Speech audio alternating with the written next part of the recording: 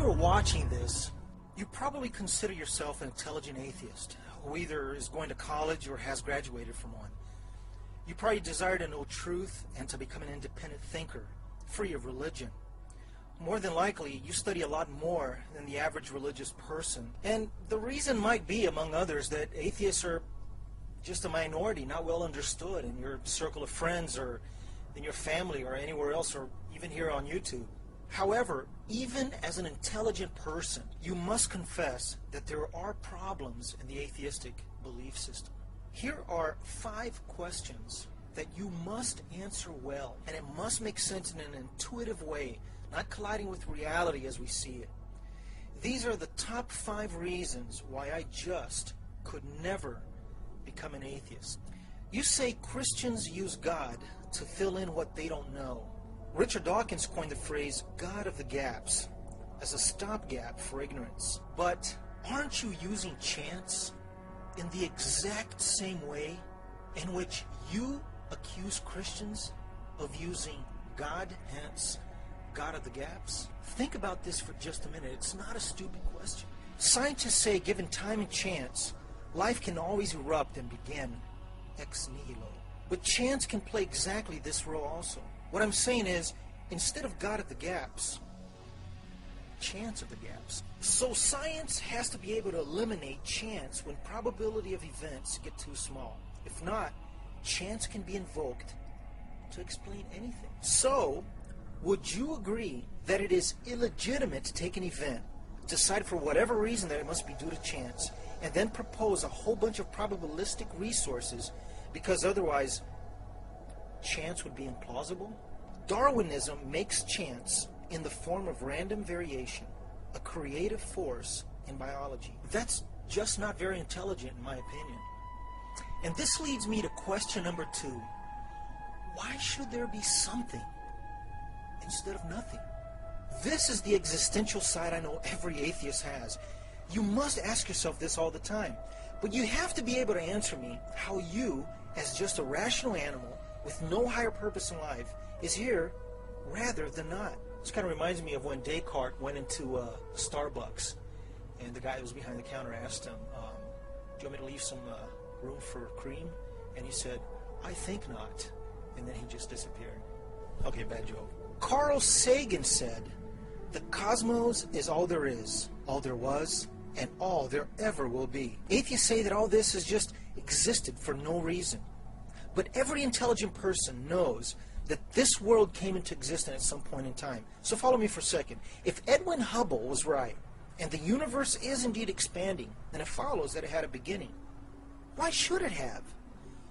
Also, the world seems to have been fixed somehow to make life possible. Then there's the fact that the biological life itself bears the marks of intelligent design. Whether intelligent design is a fact or not, that's not my point. I'm not saying it is right here. My point is that it bears some kind of a mark of an intelligent design. And lastly, the world has something called moral order.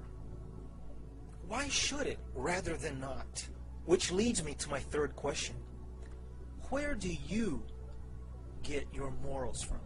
Atheists say that in order to survive, animals develop. Through the process of natural selection, naturalistic forces mold certain behavior that we call moral behavior, which simply functions to allow the organism to exist and continue to survive. Actually, not the organism, but the species, because in some cases it requires sacrificing individual organisms so that the larger species can survive. This is all that morality ends up being. You have to admit, this is a huge problem for the atheistic worldview. That's all that morality ends up being. And this is because the category of things that we call moral is not adequately engaged just by descriptions of past behavior. Morality entails a look forward to the future, not just to the past, not just looking backwards to what we have done, or what was done by certain individuals, which they happen to call moral, but a look forward into the future about how we ought to behave. Since morality is prescriptive, not descriptive, and if it is normative, if it talks about how we ought to behave, and the evolutionary description of moral behavior doesn't engage that very fundamental core element of morality, then it hasn't explained it, and morality still needs to be explained. What do you think? So maybe you're saying that it's all part of evolution, which would then lead me to my fourth question. How did morals evolve? You have to admit it's a very fair question. The problem, though, is in what you're suggesting. That there is something in us that is self-consciously aware of the process of evolution, that understands what the goal of evolution is, survival of our own species, and instructs us through our conscience to fulfill the optimal conditions for that survival. But isn't this a remarkable statement, to say the least? Nobody even knew what genes were until Gregor Mendel in the latter part of the 19th century. Look, consider two cavemen in neighboring villages. One kills the other in cold blood. We're being asked to believe that he feels guilt because he realizes such an act ultimately undermines his own survival status. How? In the rest of the animal kingdom, killing the opposition seems to secure just the opposite. It just makes no sense whatsoever. Question number 5. Can nature generate complex organisms in the sense of generating when previously there was none? Where else does this take place in our universe? Intelligence leaves behind a characteristic, trademark, or signature. Something specific and complex by nature.